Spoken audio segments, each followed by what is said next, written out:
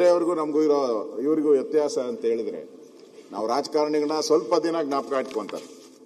ಕೆಲವರು ಒಂದು 10 ವರ್ಷ ಜ್ಞಾಪಕ ಇಟ್ಕೊಬೋದು, ಕೆಲವ್ರನ್ನ 50 ವರ್ಷ, ಕೆಲವ್ರು 100 ವರ್ಷ. ಈ ಹಾಡು ಹೇಳೋರು ಇದಾರಲ್ಲ, ಇವ್ರ ಜೀವನ ಪರ್ಯಂತ ಅಂತ ನೀವು ನೋಡಿ, ಯಾರನ್ನೇ ಬೇಕಾದ್ರು 1950-40ನೇ ಇಸ್ವಿಯಲ್ಲಿ ಆಡಿರೋ ಹಾಡುಗಳನ್ನ ಇವತ್ತು ಕೇಳ್ತಾರೆ.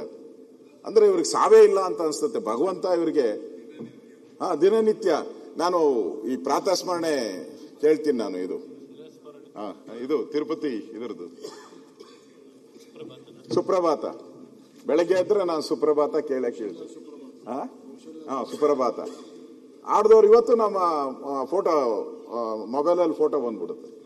ಅಂದ್ರೆ ಇವತ್ತು ಅವ್ರು ಜೀವಂತವಾಗಿದ್ದಾರೆ. ಇವ್ರು ದೇವರ ವರ ಏನೋ ಗೊತ್ತಿಲ್ಲ, ಆ ಥರದ ಒಂದು ವರವನ್ನು ಪಡೆದಂಥವ್ರು ಜಾನಕಿಯವರು. ಅವರ ಅಲ್ಲಿ ಬೇರೆ ಹುಟ್ಟು ಹೈದರಾಬಾದ್ ಆಗಿದ್ರು, ಆ ಕಡೆ ಆಗಿದ್ರು, ಆಂಧ್ರ ಪ್ರದೇಶ ಆಗಿದ್ರು ಕೂಡ ಅವರು ಗುಂಟೂರು. ಇಲ್ಲಿ ಅವರ ಕೊನೆ ಕಾಲದಲ್ಲಿ ಮೈಸೂರಿನ ಒಂದು ಪ್ರಶಾಂತ ಸ್ಥಳದಲ್ಲಿ ಇದ್ದು ಜೀವನ ಮಾಡಿ ಕೊನೆಯಲ್ಲಿ ಅಲ್ಲಿ ಮೈಸೂರಲ್ಲಿ ಅವರು ಆತ್ಮ ತ್ಯಜಿಸಿದ್ದಾರೆ. ಅವರು ಕನ್ನಡ ಇರ್ಬೋದು, ಬೇರೆ ಬೇರೆ ಹಲವಾರು ಭಾಷೆಗಳು, ಎಲ್ಲ ಭಾಷೆಗಳಲ್ಲೂ ಅವರಿಗೆ ಹಾಡುಗಳನ್ನು ಆಡಿದ್ದಾರೆ, ಜನನಾಗಿದ್ದಾರೆ. ಅಂಥವರು ನಮ್ಮ ಮಧ್ಯೆ ಇಲ್ಲದೆ ಇರೋವಂಥದ್ದು ಬಹಳ ನೋವಿನ ಸಂಗತಿ. ಅದೇ ರೀತಿ ಆಶಾ ಭೋನ್ಸ್ಲೆ ಅವರು ಅಷ್ಟೇ, ಅವರು ಕೂಡ ಹಿಂದಿ ಹಾಡುಗಳಿಗೆ ಬಹಳ ಫೇಮಸ್ ಆಗಿದ್ದಂಥವ್ರು, ಹಿಂದಿ ಹಾಡುಗಳು. ಅವರು ಲತಾ ಮಂಗೇಶ್ಕರ್ ಅವರ ಸಹೋದರಿ ಆಗಿದ್ರು. ಲತಾ ಮಂಗೇಶ್ಕರ್ ಬಿಡಿ, ಇವತ್ತಿಗೂ ಅವ್ರ ಹಾಡು ಹೇಳಿದ್ರೆ ಎದ್ದು ನಿಂತ್ಕೊಬೇಕಾಗಿತ್ತು ಅಂತ. ನೆಹರು ಅವರು ಅವ್ರ ಹಾಡು ಹೇಳಿದಾಗ ಕಣ್ಣೀರು ಹಾಕಿದ್ದಾರೆ. ಅವರು ನಮ್ಮ ಮಧ್ಯೆ ಇಲ್ಲ. ಅಂತ ಕುಟುಂಬದಿಂದ ಬಂತಂಥವ್ರು ಲತಾ ಮಂಗೇಶ್ಕರ್ ಅವರು. ಇನ್ನು ಶ್ರೀಮತಿ ಚೆನ್ನಮ್ಮ ಅವರು ಮಾನ್ಯ ದೇವೇಗೌಡರ ಧರ್ಮಪತ್ನಿಯಾಗಿ JDS ಕಾರ್ಯಕರ್ತರಿಗಂತೂ ಅವರು ಒಂಥರ ಅನ್ನಪೂರ್ಣೆ. ಮತ್ತೆ ಉಳಿದವ್ರಿಗೂ ಅಷ್ಟೇ. ನಾನು ನನ್ನ ಪದ್ಮನಾಭನಗರದಲ್ಲಿ ಅವ್ರ ಮನೆ ಇದ್ದಿದ್ದು.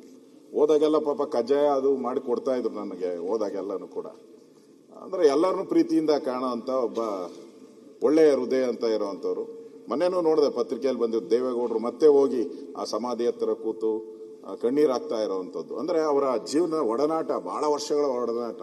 ಕುಮಾರಸ್ವಾಮಿ ಅವರಿಗಿಂತ ಹೆಚ್ಚಾಗಿ ದೇವೇಗೌಡರು ಅವ್ರನ್ನ ಹಚ್ಕೊಂಡಿದ್ರು, ಬಹಳ ಹಚ್ಕೊಂಡಿದ್ರು ಚೆನ್ನಮ್ಮನವ್ರನ್ನ. ನಾವು ಕೂಡ ಹೋಗಿದ್ರು, ಎಲ್ಲರೂ ಸರ್ಕಾರನೂ ಕೂಡ ಅವ್ರಿಗೆ ಸಕಲ ಗೌರವವನ್ನು ಕೊಟ್ಟು ಅಂತ್ಯ ಸಂಸ್ಕಾರದಲ್ಲಿ ಎಲ್ಲರೂ ಮುಖ್ಯಮಂತ್ರಿಗಳು ಎಲ್ಲರೂ ಕೂಡ ಭಾಗಿಯಾಗಿದ್ರು.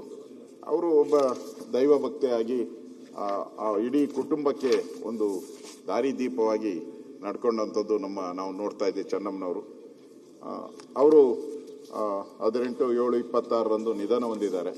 ಅವರ ಆತ್ಮಕ್ಕೂ ನಾನು ಶಾಂತಿಯನ್ನು ಕೋರ್ತಾ ಇದ್ದೀನಿ. ಒಟ್ಟಾರೆ ಇವತ್ತು ತಾವು ತಂದಿರತಕ್ಕಂಥ ಸಂತಾಪ ಸೂಚನೆಯಲ್ಲಿ ಯಾರ್ಯಾರು ನಮ್ಮನ್ನು ಅಗಲಿದ್ದಾರೆ ಅವರೆಲ್ಲರ ಆತ್ಮಕ್ಕೆ ಶಾಂತಿ ಸಿಗಲಿ.